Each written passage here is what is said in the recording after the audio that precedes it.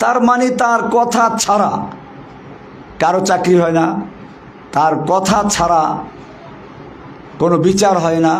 বিচার বিভাগ, পুলিশ বিভাগ, যত রকমের মানুষকে সে নিজের গোলাম, নিজের দাস দাসীতে পরিণত করেছিল। আলা ফিল আরদ। এমনকি কোরআনের অন্য আয়াতে বলছেন আনা রব্বুকুমুল আ'লা, যেটা সূরা নাজিআতের ভিতর আছে, ফাহাশারা ফানাদা। সে তার দেশের লোকদেরকে জড়ো করলো এবং ঘোষণা করলো আনা রব্বুকুমুল আ'লা, আমি তোমাদের মহান রব, সবচেয়ে বড় রব। খালি রব দাবি করলো একটা কথা ছিল, দাবি করে বসলো মহান রব, সবচেয়ে বড় রব। এরপরে আর এক আয়াতে আল্লাহ বলছেন যে ফেরাউন বলেছিল লাইনিত্তাখাযতা ইলাহান গায়রি, আমাকে বাদ দিয়ে যদি অন্য কাউকে ইলাহ বানাও, মাবুদ বানাও, উপাস্য বানাও, কারো বিধান মানো, লাআজআলান্নাকা মিনাল মাসজুনিন, তাহলে আমি একটা সোজা জেলে ঢুকিয়ে দেব। আমাদের দেশে দেখেন না, এক ফেরাউনই ছিল, মহিলা ফেরাউন, এও তার বিরুদ্ধে যে কথা বলতো তাকে জেলে ঢুকিয়ে দিত। এটা ফেরাউনের চরিত্র। এই ফেরাউন কিছু বক্তব্য দিয়েছিল, মদিনা সনদ দিয়ে দেশ চালাবে, অমুক তমুক করবে। তো আমি তার প্রতিবাদ করেছিলাম, মদিনা সনদে কি আছে তা তাকে দেখিয়ে দিয়েছিলাম আলোচনার মাধ্যমে। ওই ফেরাউন যেটা করেছিল, এই ফেরাউন সেটাই করেছে। কোরআনে যেটা বলা আছে লাইনিত্তাখাযতা ইলাহান গায়রি, আমাকে বাদ দিয়ে যদি কোনো ইলাহ বানাও, লাআজআলান্নাকা মিনাল মাসজুনিন, একটা সোজা জেলে ঢুকিয়ে দেব। এই জেলে ঢুকিয়েছিল আমাকে, এই জেলে ঢুকিয়েছিল আল্লামা সাঈদী রাহমাহুল্লাহকে, এই জেলে ঢুকিয়েছিল হেফাজতের সব আলেমদেরকে, মাওলানা মামুনুল হক সহ আরও যত আলেম ওলামা এই দেশে আছেন। হেফাজতের চট্টগ্রামের, ব্রাহ্মণবাড়িয়ার কত লোকদের শহীদ করে দিল। এটা ফেরাউনের একটা বিশেষ বৈশিষ্ট্য। লাইনিত্তাখাযতা ইলাহান গায়রি, যদি তুমি আমাকে বাদ দিয়ে অন্য কোনো ইলাহ বানাও, তাহলে লাআজআলান্নাকা মিনাল মাসজুনিন, আমি তোমাকে সোজা জেলে পুড়িয়ে দেব। এরপরে তার আরেকটা বৈশিষ্ট্য যেটা এখানে আছে, ইন্না ফিরআউনা আলা ফিল আরদি ওয়া জাআলা আহলাহা শিয়া, এবং সে তার জাতিকে বিভিন্ন দলে, বিভিন্ন গ্রুপে বিভক্ত করেছিল। আমাদের সমাজের যে ফেরাউন বিদায় নিল, সেও একই কায়দায় এই জাতিকে বিভক্ত করেছিল, স্বাধীনতার পক্ষে, স্বাধীনতার বিপক্ষে, মুক্তিযুদ্ধের চেতনার পক্ষে, মুক্তিযুদ্ধের চেতনার বিপক্ষে। এই বিভিন্ন চেতনা তৈরি করে দিয়ে সে রাজত্ব কায়েম করেছিল ফেরাউনের মতো। ওয়া জাআলা আহলাহা শিয়া, সে তার জাতিকে বিভিন্ন দলে বিভক্ত করেছিল। ইস্তাদঈফু তাইফাতাম মিনহুম, যাদেরকে বিভিন্ন দলে বিভক্ত করেছিল তাদের একটা দলকে সে দুর্বল করে রাখত, তাদেরকে পুলিশ দিয়ে গ্রেপ্তার করাতো, বাড়িঘর লুটপাট করাতো। ইস্তাদঈফু তাইফাতাম মিনহুম, তাদের থেকে একটা গ্রুপকে সে দুর্বল করে রাখত। ইউযাব্বিহু আবনাআহুম ওয়া ইস্তাহয়ী নিসাআহুম, সে ওদের এই দুর্বল সম্প্রদায় যাদেরকে দুর্বল করে রেখেছিল তাদের পুরুষদেরকে সে জবাই করে ফেলতো, নারীদেরকে সে জীবিত রাখত। ইন্নাহু কানা মিনাল মুফসিদিন, আল্লাহ সুবহানাহু ওয়া তাআলা ইরশাদ করছেন যে সে ছিল একটা সন্ত্রাসী। আমাদের ফেরাউনও কত বড় সন্ত্রাসী ছিল, তার সোনার ছেলেরা এদেশে না করেছে এমন কি অপরাধ আছে? ধর্ষণ করেছে, লুটপাট করেছে, খুন করেছে, গুম করেছে, গরু চুরি করেছে, না করেছে কি? ওয়াইন্নাহু কানা মিনাল মুফসিদিন, সে ছিল একটা বড় সন্ত্রাসীদের মধ্য থেকে একজন, সন্ত্রাসীদের অন্যতম। এই জন্য সে অন্যদেরকে সন্ত্রাসী বলতো। এদেশের আলেম ওলামা ইসলামের কথা যারা বলে তারা সব সন্ত্রাসী। এই জন্য সে বিভিন্ন অজুহাত দেখিয়ে এদেশের ইসলাম প্রিয় কোরআনের যারা কথা বলতো এদেরকে সন্ত্রাস বিরোধী আইনে মামলা দিয়ে সব সন্ত্রাসী বানিয়ে জেলে ঢুকিয়ে দিয়েছিল। এবং এর মাধ্যমে বিশ্বের যারা ইসলাম বিদ্বেষী, ইসলামের শত্রু যারা, তাদেরকে দেখাতো যে ইসলাম ধ্বংস করার জন্য বাংলাদেশে আমাকেই থাকতে হবে, অন্যরা এরকমভাবে ইসলামকে নির্মূল করা, নির্মমভাবে মুসলিমদেরকে হত্যা করতে পারবে না। আর এ কারণেই সে এই জঙ্গি নাটক সাজিয়ে এতদিন পর্যন্ত ব্যবসা করে এসেছে। কিন্তু ঘুঘু, তুমি প্রতিদিন ধান খেয়ে যাও, আজকে ফাঁদে পড়েছে। এই ঘুঘু ধরা পড়েছে। জঙ্গি নাটক সাজিয়ে সাজিয়ে এই ১.৫ যুগ পর্যন্ত সে ক্ষমতা পাকাপোক্ত করতে পেরেছিল। কিন্তু শেষ সময় এসে এদেশের বলতে বলতে যখন তার জিহ্বাটা লম্বা হয়ে গেছে, এক সময় সে দেশের ছাত্র জনতা এবং সবাইকে সে রাজাকার বলে দিয়ে দিল। পতন যদি আসে এভাবেই আসে। চিংড়ি মাছ, আমার মা বোনরা ভালোই বুঝবেন, চিংড়ি মাছ যখন পানিতে সাঁতার কাটে, সামনে যখন হাঁটে তখন একটু একটু করে হাঁটে, আস্তে আস্তে হাঁটে। কিন্তু সামনে যদি কোনো বাধা পড়ে তো সে পিছন থেকে এক লাফে 10 মিনিটে যা গেছে সে এক লাফে পিছনে তার চেয়ে বেশি যায়। তার মানে চিংড়ি মাছ সামনে যা আগায় তার চেয়ে পিছনে আগায় বেশি। কারণটা কি? আমার মা বোনরা আপনারা ভালো বুঝতে পারবেন। চিংড়ি মাছের মাথায় পায়খানা থাকে। চিংড়ি মাছের মাথায় কি থাকে? দেখবেন যে চিংড়ি মাছের মাথায় মগজ আর পায়খানা কাছাকাছি থাকে। যেহেতু ওর মাথায় থাকে পায়খানা, এ কারণে সামনে যা আগায় তার চেয়ে পিছনে আগায় বেশি। আমাদের হাঁচু আপার মাথায় পায়খানা ঢুকেছিল। এই হাঁচু আপা কুফফারদেরকে খুশি করার জন্য, ইসলামের শত্রুদেরকে খুশি করার জন্য এদেশের হক্কানি ওলামায়ে কেরাম, মুফাসসিরে কোরআন, কোরআনের পাখিদেরকে এক এক করে জেলে ঢুকিয়েছে। আল্লামা সাঈদী সাহেবকে নির্মমভাবে হত্যা করেছে, আমাকে নির্মমভাবে নির্জন কারাগারে অত্যাচার করেছে। এইভাবে কত আলেমদেরকে এখনও তারা কারাগারে জেলে আবদ্ধ করে রেখেছে। আমরা দেখেছি। এর কারণ হচ্ছে তার মাথায় ইসলাম বিদ্বেষের ক্যারা ঢুকেছিল, পোকা ঢুকেছিল, পায়খানা ঢুকেছিল। সেজন্য সে যতটুকু সামনে আগাত তার চেয়ে বেশি পিছনে আগাত।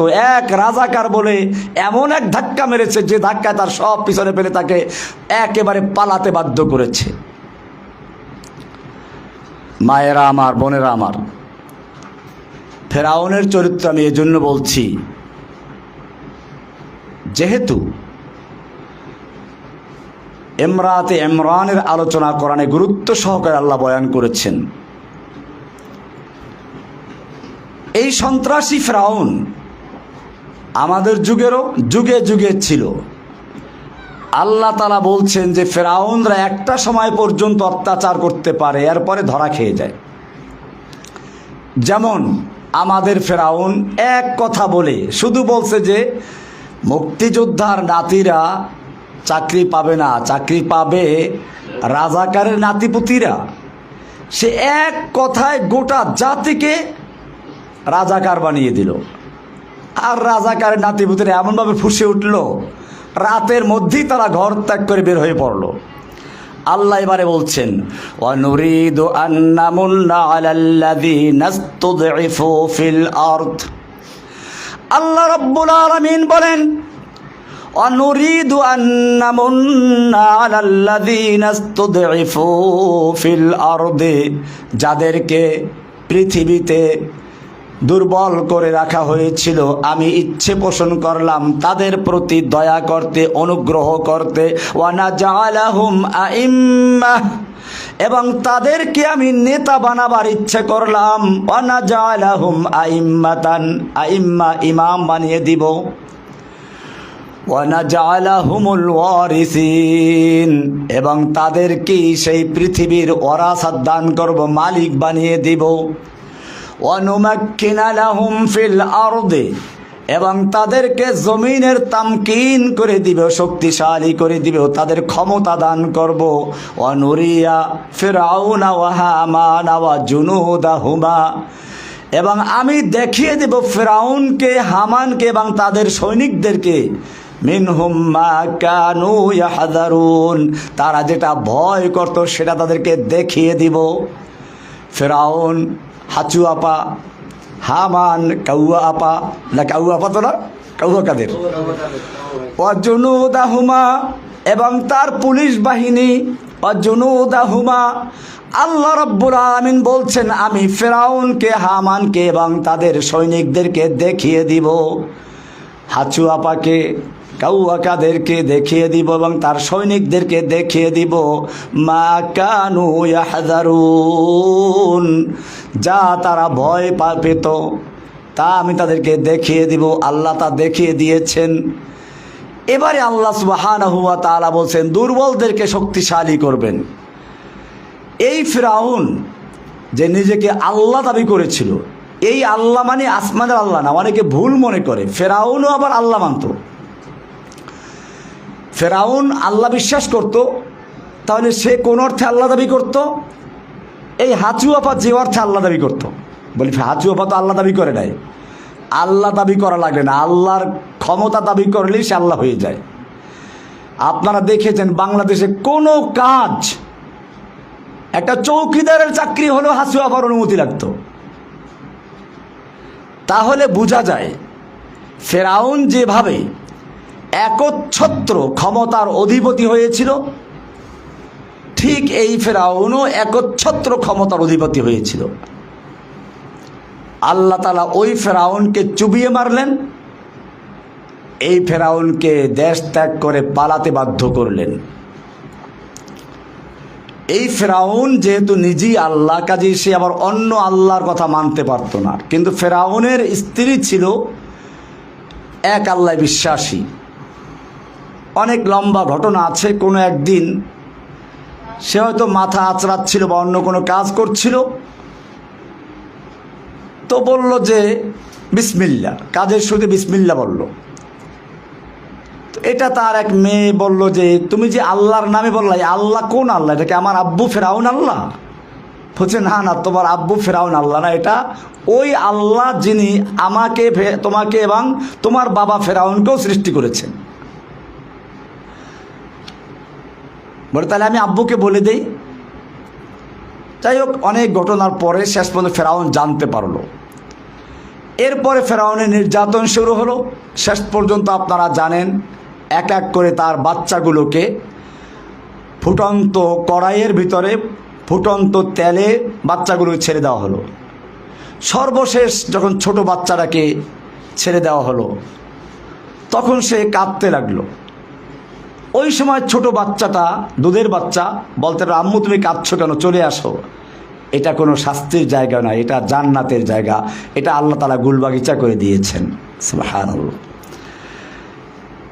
এখানেই বলতেছেন ইমরাতে ফিরআউনের কথাটা আল্লাহ তাআলা বলছেন ইয ক্বালাত, যখন সেই ফিরআউনের স্ত্রী ইমরাতে ফিরআউন বলল রব্বি বিনিলি ইনদাকা বাইতান ফিল জান্নাহ, ও রব্বুল আলামিন, ফিরআউন সে নিজেকে ইলাহ দাবি করছে, রব দাবি করছে, তাকে যে অমান্য করছে, তার উপরে নির্যাতন করছে, জুলুম করছে, অত্যাচার করছে, জেলে পুড়িয়ে মারছে। ও আমার রব, রব্বি বিনিলি ইনদাকা বাইতান ফিল জান্নাহ, তুমি আমার জন্য তোমার কাছে জান্নাতে একটা ঘর বানিয়ে দাও, তোমার কাছে। কি সুন্দর দাও, তোমার কাছে, যেন আমি জান্নাতে বসেও তোমার কাছে থাকতে পারি। মা বোনদের এখান থেকে শিক্ষা নিতে হবে দুনিয়ার অত্যাচার জুলুম, স্বামীর বাড়ি গেলে বিশেষ করে শাশুড়িরা, আমি আবার শাশুড়িদেরকে দোষ দিচ্ছি না, তাদের ব্যাপারে আমি বলতেছি পরে, সাধারণত চিন্তা করে আমার এই ছেলের মালিক বোধহয় এই পুত্রবধূ হয়ে গেছে, আমি এখন আর মালিক নই। এই কারণে তার ভিতরে সামান্য ঈর্ষা আসতেই পারে। আমার বোনদের উচিত হবে এই জিনিসটা বুঝতে না দেওয়া, বরং স্বামী যাতে করে আরও তার মায়ের খেদমত বেশি করে, এবং এই যে আমার বোন পুত্রবধূ হয়ে গেল, তিনিও তার এমন খেদমত করবেন, এমনভাবে তাকে আচার ব্যবহারে বা খুশি করবেন যাতে সে ওইটা বলতে না পারে। তো যত কষ্টই আসুক, তারপরেও যে স্বামী সব ভালো হয় তা না, কিছু স্বামী এমনি অত্যাচার করে। ফেরাউন ওরকমই একজন ছিল, তাকে দিয়ে উদাহরণ দিচ্ছেন যে এরকম স্বামী যদি পড়ে তাহলে কি করবে? আল্লাহর কাছে প্রথমে দোয়া করবে, রব্বি বিনিলি ইনদাকা বাইতান ফিল জান্নাতি ওয়া নাজ্জিনি মিন ফিরআউনা ওয়া আমালিহি। আমাকে ফেরাউন এবং তার কাজ থেকে, আমল থেকে নাজাত দাও, মুক্তি দাও। ওয়া নাজ্জিনি মিনাল কওমিজ যালিমিন, জালিম কওমদের থেকে আমাকে মুক্তি দান করো। এরপরে এই সূরায়ে আত-তাহরিমের শেষের 2 আয়াত 11 এবং 12 নম্বর আয়াত। 12 নম্বর আয়াত আল্লাহ বলছেন মারিয়াম সম্পর্কে, ওয়া মারিয়াম ইবনাতা ইমরান, ইমরানের মেয়ে মারিয়াম, তাকে উদাহরণ দিচ্ছেন, আল্লাতী আহসানাত ফারজাহা, যিনি তার লজ্জাস্থানকে হেফাজত করেছিলেন। এটা একটা বিশেষ মর্যাদা, যে মেয়ে, যে নারী তার লজ্জাস্থানকে হেফাজত করবে, আল্লাহ তাআলা বলছেন তাকে আমি কি পুরস্কার দিলাম? ফানাফাখনা ফীহি মির রূহিনা, আমি তার ভিতরে আমার রূহের থেকে একটা রূহ ফুঁকে দিলাম। তার মানে বিশেষ রূহ, বাবা ছাড়া একটা রূহ তাকে দান করলাম। ওয়াসাদ্দাকাত বিকালিমাতি রাব্বিহা ওয়া কুতুবি, মারিয়ামের প্রশংসা করছেন আল্লাহ, যে আল্লাহ তাআলা বলছেন যে মারিয়াম তার রবের কালিমাতে বিশ্বাসী ছিল, সত্যায়ন করেছে, বিশ্বাস স্থাপন করেছে। তিনি তার রবের কিতাবকে বিশ্বাস করেছেন। ওয়া কানাত মিনাল কানিতিন, এবং তিনি ছিলেন অল্পতুষ্ট, বিনয়ী, আনুগত্যশীল। এখানে নারীদের কয়েকটা চরিত্রকে আল্লাহ তাআলা তুলে ধরেছেন, যেগুলো আপনারা ইতিমধ্যে বুঝেছেন। সুতরাং যে নারী এই বৈশিষ্ট্যগুলো অর্জন করবেন, আল্লাহ তাআলা তাকে সেরকম সন্তান দান করবেন। ফানাফাখনা মিন রূহিনা, এখানে আল্লাহ তাআলা বুঝাচ্ছেন যে সকল নারীরা নিজের সম্ভ্রম, নিজের ইজ্জত সম্মান রক্ষা করে চলবে, আল্লাহ তাকে এরকম মারিয়ামের মতো নেক সন্তান দান করবেন।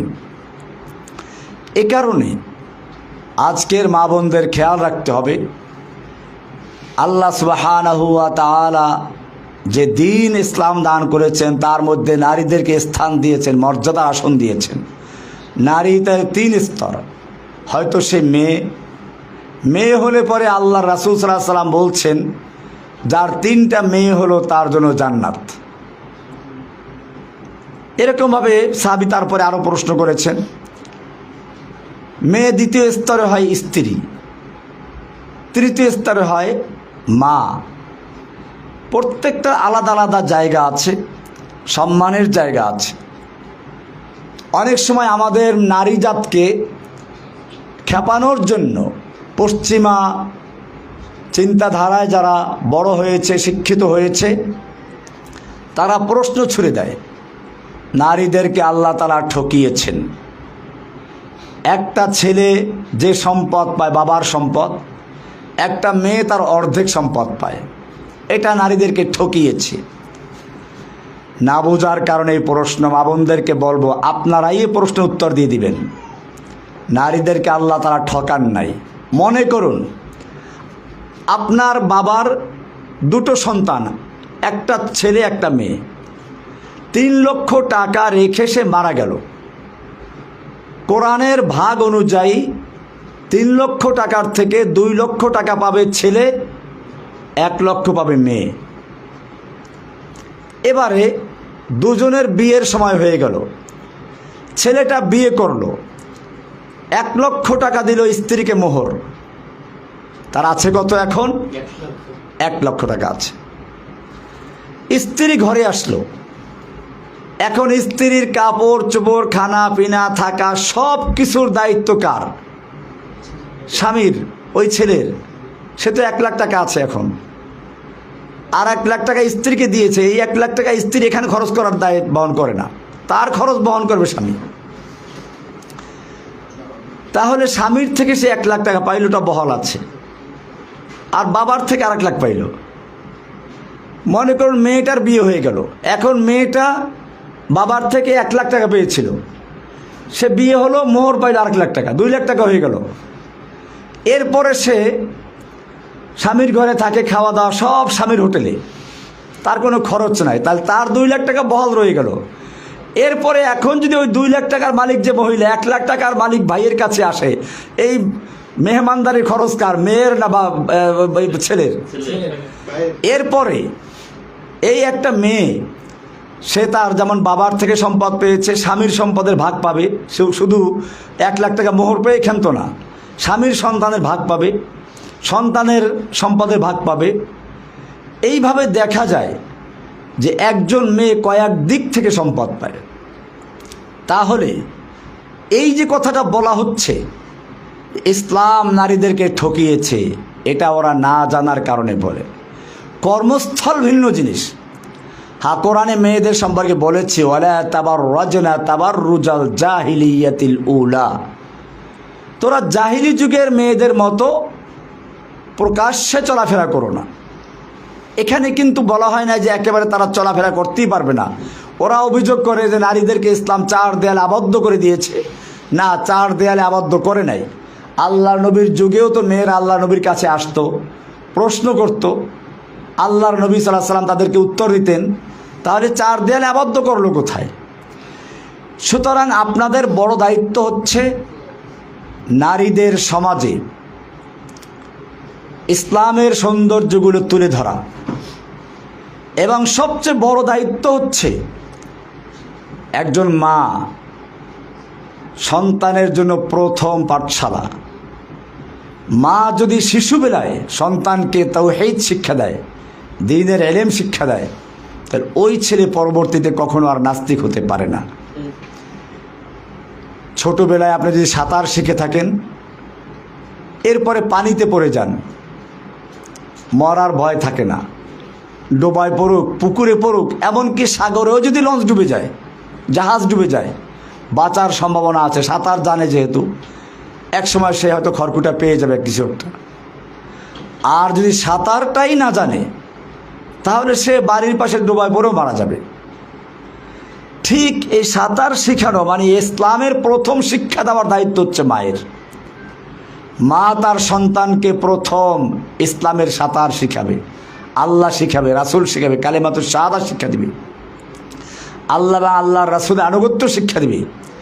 এইভাবে যখন একজন মা তার সন্তানকে তৈরি করবে, সেই সন্তানও কোনো সময় তার মা বাপকে ভুলতে পারে না।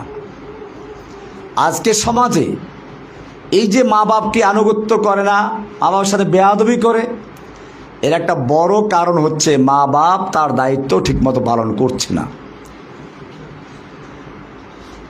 সুতরাং খেয়াল রাখতে হবে, আমরা যদি আল্লাহর হুকুম মতো আমাদের সন্তানদেরকে লালন করি, পালন করি, সন্তানরাও আল্লাহর হুকুম মতো আমাদের খেদমত করবে।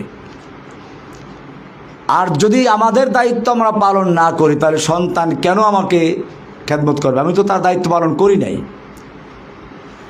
মায়েরা আমার, বোনেরা আমার, আপনাদের এখন কি শিক্ষা দায়িত্ব? প্রথম কি দায়িত্ব রয়েছে? প্রথম দায়িত্ব হচ্ছে আপনাদের তাওহীদ শিক্ষা দেওয়া। মনে রাখতে হবে, ইসলামের মূল ভিত্তি হচ্ছে তাওহীদ। আল্লাহর রাসূল সাল্লাল্লাহু আলাইহি সাল্লাম একটা তাঁবুর সঙ্গে তুলনা করেছেন ইসলামের বেনাগুলোকে। নামাজ, রোজা, হজ, যাকাত, ঈমান, এর উপর ইসলামের ভিত্তি স্থাপন করা হয়েছে, বেনা রাখা হয়েছে। কেন? মূলত মানুষ, একজন মানুষ হচ্ছে একটা ছোট্ট পৃথিবী। খুব খেয়াল করে জিনিসটা শুনবে, আমি একটা ভূমিকা পেশ করব, তারপরে মূল কথায় আসবো। আবার পৃথিবীর মৌলিক উপাদান হচ্ছে চারটি: আগুন, পানি, মাটি, বাতাস। আর এই প্রত্যেকটা জিনিসের এক একটা রোগ আছে। আগুনের রোগ হচ্ছে কি, আগুন যদি আপনি নিচেও জ্বালান সে উপরে উঠবে, তার গতি ঊর্ধ্বে। মানুষের মধ্যে আগুন আছে, সুতরাং মানুষের মধ্যে অহংকার থাকে, আমি বড়, আমি উপরে। এবং শয়তান যে আদমকে সেজদা করে নাই তার কারণ ছিল এটাই, খলাকতানি মিন নারিন ওয়া খলাকতাহু মিন তিন। আমি কেন আদমকে সেজদা করব? তুমি আদমকে সৃষ্টি করেছো মাটি দিয়ে, আমাকে সৃষ্টি করেছো আগুন দিয়ে। আগুনের গতি হলো ঊর্ধ্বে, মাটির গতি নিম্নে। সুতরাং যুক্তির কথা হচ্ছে আগুনের সামনে মাটি নত হবে, মাটির সামনে আগুন নয়। যুক্তিবাদী, প্রথম যুক্তিবাদী হচ্ছে শয়তান। প্রথম যুক্তিবাদী কে? আল্লাহর হুকুমের সামনে বিরুদ্ধে যে ব্যক্তি প্রথম যুক্তি পেশ করেছে শয়তান। সুতরাং বোঝা গেল যারা আজকে বলে ইসলাম নারীদেরকে ঠকিয়েছে, যুক্তি পেশ করে, তাদের প্রথম গুরুকে, এরা সব শয়তানের মামা, শয়তানের শিষ্য। তো আমি বলছিলাম যে মানুষের মধ্যে আগুন আছে, আর আগুনের বৈশিষ্ট্য হচ্ছে অহংকার। সেজন্য শয়তানও অহংকারী হয়েছিল, মানুষের মধ্যে অহংকার আছে। আল্লাহ সুবহানাহু ওয়া তাআলা এই অহংকার রোগের চিকিৎসার জন্য দান করেছেন সালাত, নামাজ। নামাজে আমরা যখন দাঁড়াই প্রথমে কানে হাত দিই, এরপরে বুকে হাত বাঁধি, এরপরে রুকু থেকে মাথা ঝুঁকিয়ে দিই, এরপরে সেজদায় গিয়ে আমরা মাথাটাকে মাটির সঙ্গে মিশিয়ে দিই, যেন প্রমাণ করছি নামাজের মাধ্যমে কি আমি তো মাটির মানুষ। মিনহা খালাকনাকুম ওয়া ফিহা নুঈদুকুম ওয়া মিনহা নুখরিজুকুম তারাতান উখরা। আমি তো মাটির থেকে সৃষ্টি হয়েছি, মাটির সঙ্গে মিশে যাব, মাটির থেকে আবার আমাকে উঠতে হবে। আমার কিসের অহংকার, কিসের গৌরব? এইভাবে যখন একটা মানুষ নিজেকে মাটির সঙ্গে বিলীন করে দেয়, মাটির সঙ্গে নিজেকে মিশিয়ে দেয়, নিজেকে মাটির মানুষ রূপে প্রমাণ করে, আর এভাবেই যখন সে হয়, তখন তার মাধ্যমে অহংকার রোগ দূর হয়ে যায় এবং সে সত্যিকার মানুষে রূপান্তরিত হয়ে যায়। मिटा दो अपनी हस्ती को अगर कुछ मर्तबा चाहो, मिटा दो अपनी हस्ती को अगर कुछ मर्तबा चाहो, कि दाना खा के मैं मिलकर गुले गुलजार होता है। তুমি যদি সত্যিকার অর্থে নিজেকে বড় বানাতে চাও, উচ্চ বানাতে চাও, তাহলে সালাতের মাধ্যমে নিজেকে মাটির সঙ্গে বিলীন করে দাও, নিজের আমিত্বকে, নিজের গৌরবকে, অহংকারকে মিটিয়ে দাও। দেখবে তুমি সত্যিকার মানুষ হবে, তোমার থেকে সন্তানগুলো সেরকম সত্যিকার মানুষ হবে। আগুনের চিকিৎসা হলো কি? সালাত। মানুষের মধ্যে আর একটা মৌলিক উপাদান হচ্ছে মাটি। মাটিরও একটা বিশেষ বৈশিষ্ট্য আছে। মাটির উপরে যে আপনি কিছু রেখে দেন, কয়েকদিন পরে পাবেন না, ভিতরে নিয়ে গেছে, কৃপণ, কুক্ষিগত করে সব। সে যা পাবে তা লুকিয়ে ফেলবে, কাউকে কিছু সে দিতে চাবে না। মানুষের মধ্যে মাটি আছে, এদের মানুষ কৃপণ হয়, যা পাবো সব আমার আমার। হাদিসেও আসছে এটা, ইয়াকুলু ইবনু আদম মালি মালি। বনি আদম বলে আমার মাল আমার মাল, আমার বাড়ি আমার গাড়ি, আমার নারী আমার, সব আমার। ওয়া হাল্লাকা ইয়া ইবনা আদম, ও বনি আদম তুমি কি চিন্তা করেছো তোমার কি জিনিস? ওয়াহাল্লাকা ইল্লা মা আকালতা ফাআফনাইত, তোমার তো খালি ওই জিনিসগুলো বলতে পারো তোমার, যা তুমি খেয়েছো এক রাস্তা দিয়ে আর এক রাস্তায় বের করে দিয়েছো। ওয়ামা লাবিস্তা ফাআবলাইতা, আর তুমি যা পরিধান করেছো এবং পুরাতন করে দিয়েছো, তা তোমার কাপড় চোপড় নষ্ট করেছো। ওয়ামা তাসাদ্দাকতা ফাআমদাইত, আর যা তুমি সাদকা করে দান করে আল্লাহর রাস্তায় জমা করেছো তা তোমার। এছাড়া যা কিছু সব মৃত্যুর পরে মালিকানা কার? ওয়ারিসদের।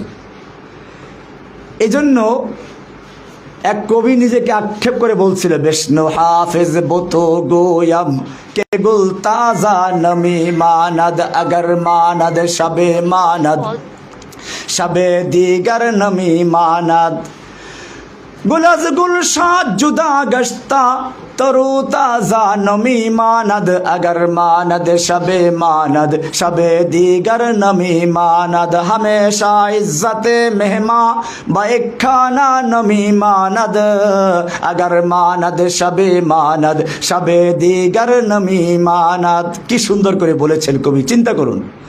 বিষ্ণু হাফেজ বতু গুয়াম, ও হাফেজ আমি তোমাকে বলছি, কবি নিজেকে বলতেছেন, কে গুল তাজা নমি মানাদ, ফুল বাগানে কত সুন্দর দেখা যায়, কিন্তু কয়দিন থাকে? একদিন, 2 দিন, 3 দিন, তারপরে সে আস্তে ঢলে পড়ে যায়।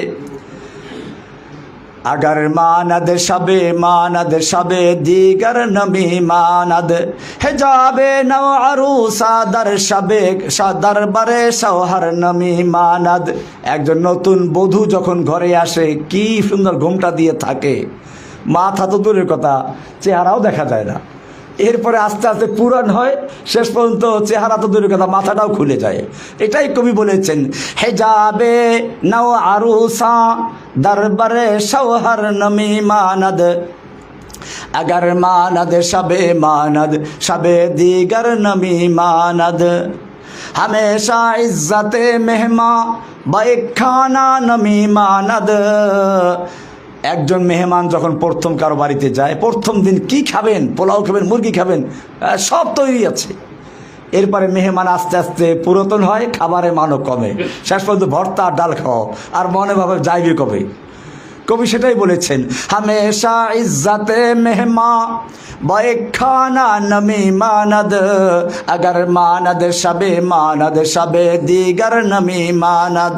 তো বলছিলাম মানুষের মধ্যে মাটি আছে, মাটির বৈশিষ্ট্য হচ্ছে কৃপণতা। মানুষের মধ্যে মাটি আছে, মানুষও কৃপণ হয়, এটা একটা রোগ। এই রোগের চিকিৎসা দিলেন কি দিয়ে? যাকাত। আকিমুস সালাতা ওয়া আতুজ যাকাত, যাকাত দান করতে থাকো, দিতে দিতে তোমার কৃপণতা রোগের চিকিৎসা হয়ে যাবে। এরকম ভাবে আরেকটা মৌলিক উপাদান হচ্ছে পানি। পানির বৈশিষ্ট্য হচ্ছে, পানি যদি আপনি সমতল জায়গায় ছাড়েন, সে এক জায়গায় বসে থাকবে না, আরও জায়গা দখল করবে। তার মানে লোভ, লালসা, দখল করার প্রবণতা। মানুষের মধ্যে পানি আছে, সেজন্য মানুষও কি করবে? একজন 10টা বাড়ি করেছে, এখন আরও লোভ করতে থাকে, পাশের বাড়ির ঝুপড়িটা দখল করলে আমার বাড়িটা কী হয়ে যায়? একেবারে সুন্দর, পুরা জায়গাটা সুন্দর হয়ে যায়, ওই ঝুপড়িওয়ালা কেমন তাড়াবো। এটা পানির বৈশিষ্ট্য। আল্লাহ সুবহানাহু ওয়া তাআলা এই পানির চিকিৎসার জন্য দান করলেন, পানির রোগের চিকিৎসা লোভ, এই লোভের চিকিৎসার জন্য দান করলেন কি? সিয়াম।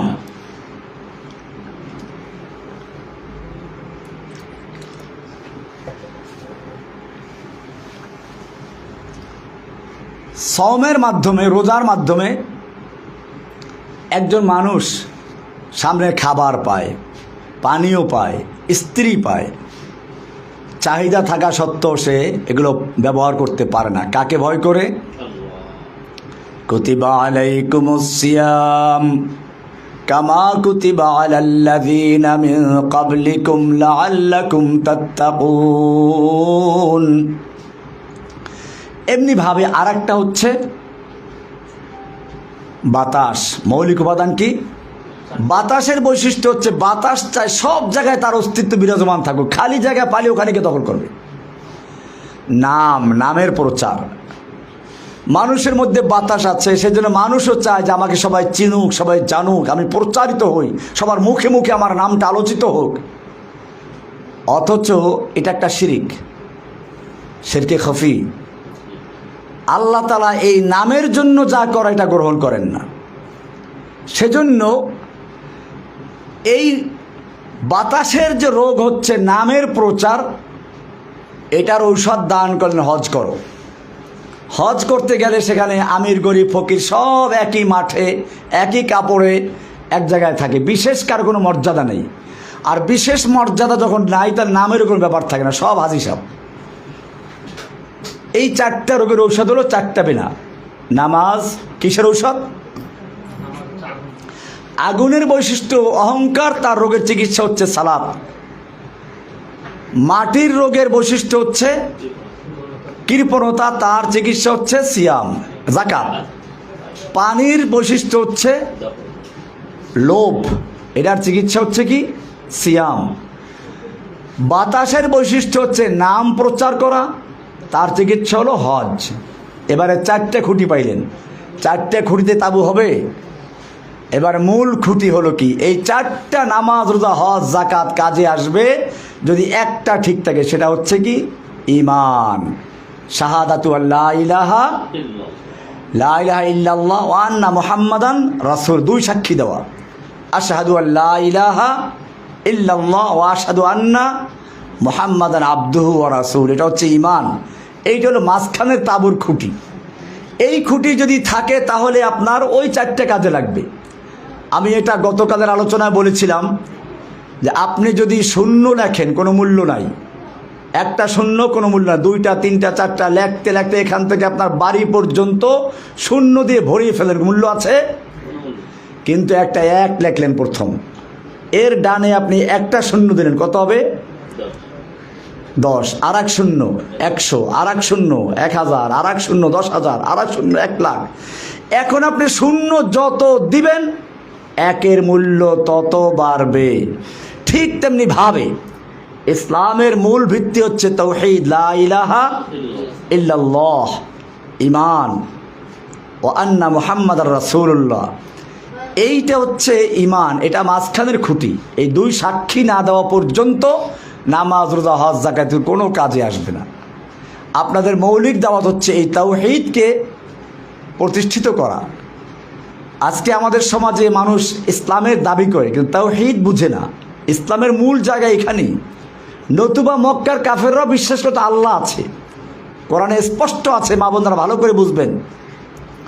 আল্লাহ তাআলা মক্কার কাফেরদের সম্পর্কে কোরআনে বলেছেন, ওয়ালা ইন সালতাহুম মান খালাকাহুম, আপনি যদি মক্কার কাফেরদেরকে জিজ্ঞেস করেন কে ওদেরকে সৃষ্টি করেছে, লা ইয়াকুলুন্নাল্লাহ, তারা বলবে সৃষ্টি করেছেন কে?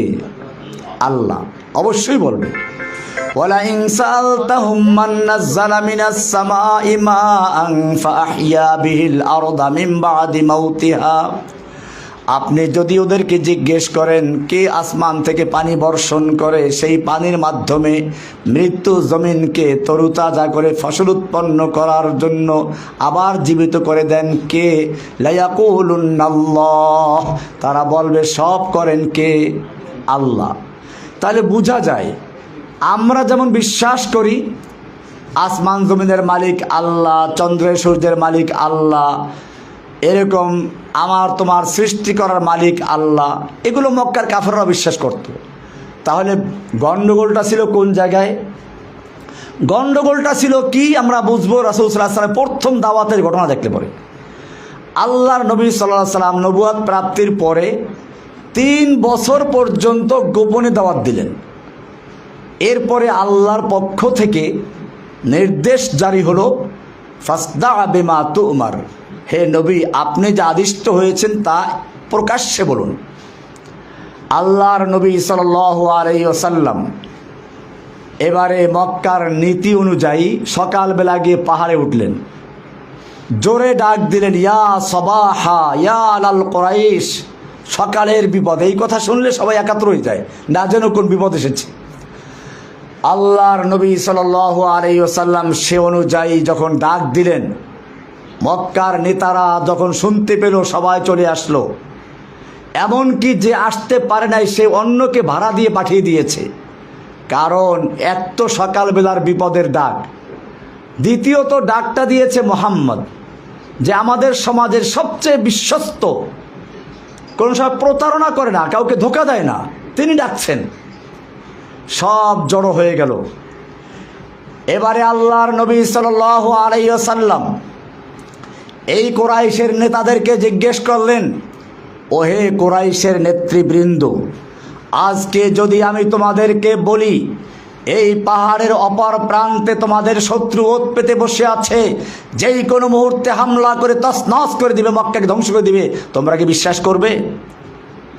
মক্কার লোকেরা বলল, অবশ্যই বিশ্বাস করব, কারণ মা জাররাবনাকা কাযিবান কত্তু, আপনাকে আমরা কখনো মিথ্যাবাদী হিসেবে পাই নাই,